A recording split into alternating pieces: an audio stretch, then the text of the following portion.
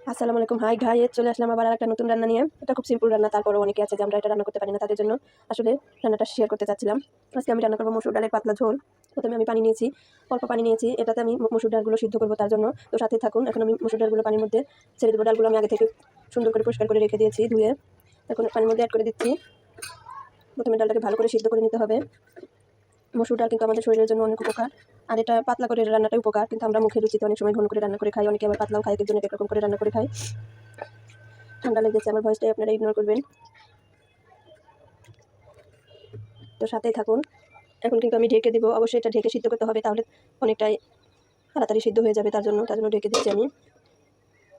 দেখেন সিদ্ধ হচ্ছে, সিদ্ধ হতে ভালোই সময় লাগবে। দেখেন সিদ্ধ হয়ে গেছে। এখন আমি ভালো করে একটু ঘুটে নেব এরকম করে।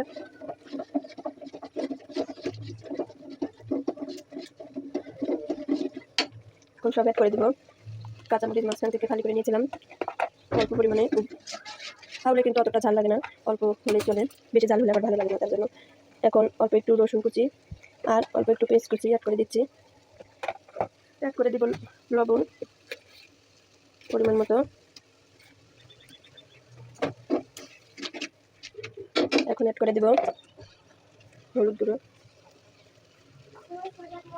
এখন পানি অ্যাড করব, যেহেতু আমি পাতলা করে রান্নবো, তার জন্য অনেকটাই পানি অ্যাড করতে হবে। দেখেন পানি অ্যাড করা শেষ।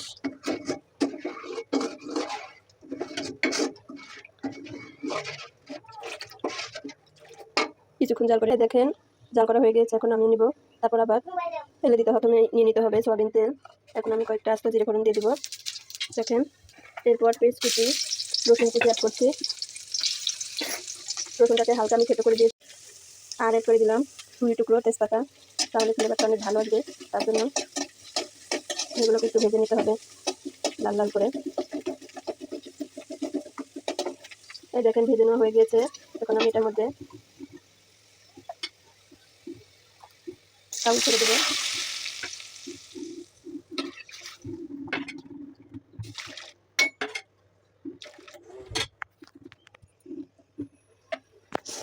সবগুলো দিয়ে কিছুক্ষণ জাল করে নেব।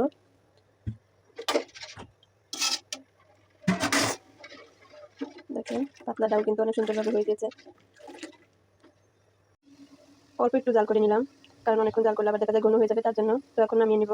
এই দেখেন হয়ে গেছে আমার মসুর ডালের পাতলা ঝোল। দেখছেন? তো সবাই ভালো থাকবেন, সুস্থ থাকবেন। আল্লাহ হাফেজ।